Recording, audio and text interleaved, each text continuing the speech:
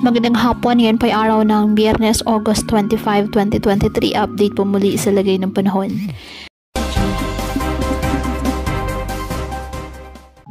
Patuloy ang paglakas ng bagyong Gureng habang kumikilos pa south-southwestward. Huling namataan ng pag-asa ang sentro nito sa may silangan ng Kalayaan, Cagayan. Taglay ng bagyo ngayon ang lakas ng hangin na 85 km per hour at bugso nitong 105 km per hour. Ayon sa pag-asa, posible pang lumakas ang bagyong Gureng sa mga susunod na araw hanggang sa maging typhoon ito at hindi po inaalis ang posibilidad na maging super typhoon ang nasabing bagyo.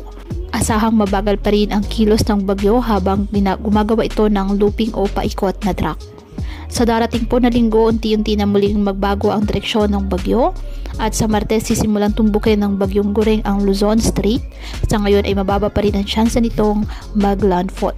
Samantala, nakataas naman ngayon ang signal number 1 sa ilang bahagi ng bansa dulot po ng bagyo.